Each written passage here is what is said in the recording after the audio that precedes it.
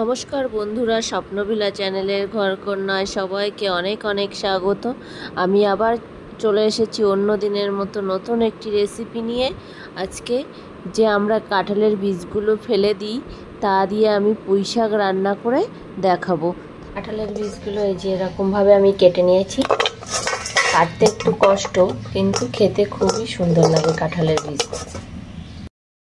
পুঁইশাকগুলো এই যে কেটে আমি ধুয়ে এনেছি। পুঁইশাকগুলো এরকম পিস করে নিয়েছি। দেখুন, পুঁইশাক দিয়ে আর কাঁঠালের বীজ রান্না করব। আমি কিভাবে রান্না করি সঙ্গে থাকুন এবং দেখতে থাকুন। পুঁইশাক আর কাঁঠালের বীজ রান্নার জন্য আমি একটা কড়াই বসিয়ে দিয়েছি। কড়াইতে দিয়ে দেবো সর্ষের তেল। তেল গরম হয়ে গেছে, তেলে দিয়ে দেবো শুকনো লঙ্কা ফোড়ন আর 1 চামচ জিরে ফোড়ন।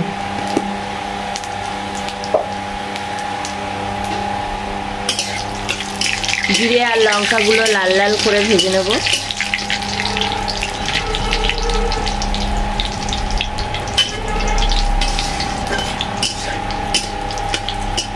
জিরে আর লঙ্কাগুলো লাল লাল করে ভাজা হয়ে গেছে। আর এখানে আমি আদা জিরে একসঙ্গে পেস্ট করে নিয়েছি। এবার দিয়ে দেবো তেলের মধ্যে।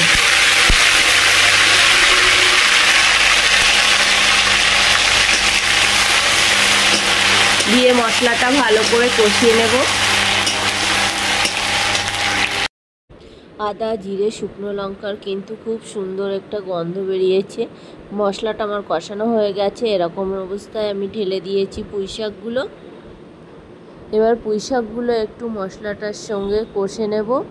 একটু যখন নরম নরম হবে তারপরে আমি কাঁঠালের বীজগুলো দিয়ে দেব। পুঁইশাকের পাতাগুলো যখন একটু আমড়ে এবার কাঁঠালের আটি আর এখানে আমি একটা বেগুন আলু কেটে নিয়েছি। এবার দিয়ে দেব। দিয়ে সবগুলো একসঙ্গে একটু কষিয়ে নেব মশলার সঙ্গে। ঢাকা দিয়ে কষিয়ে নেব। ঢাকাটা তুলে আমি দেখে নেব কেমন হয়েছে।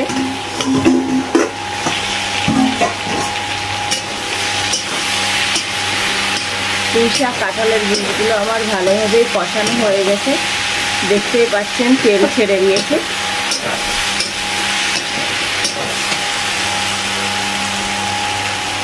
এবার দিয়ে দেব পরিমাণ মতো হলুদ,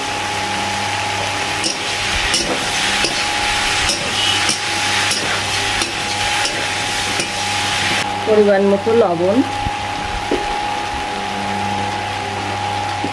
কাঁচা লঙ্কা চেরা দিয়ে আর একটু ভালো করে কষিয়ে নেব।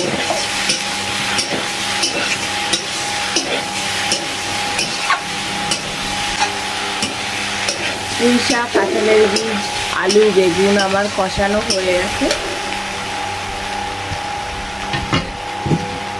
এবার দিয়ে দেব জল। আমি একটা কড়াইতে গরম জল করে নিয়েছিলাম, দিয়ে দিয়েছি।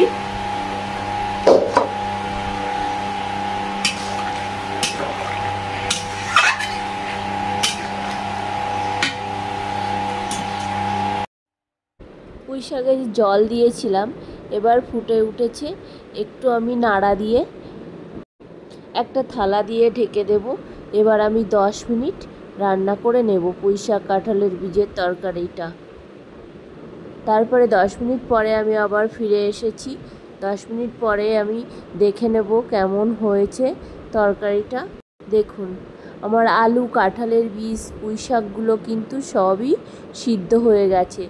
গ্রেভিটাও একদম গায়ে গায়ে চলে এসেছে। এরকম অবস্থা আমি চিনি দিয়ে দিয়েছি। এবার আমি উনুন থেকে নামিয়ে নেব।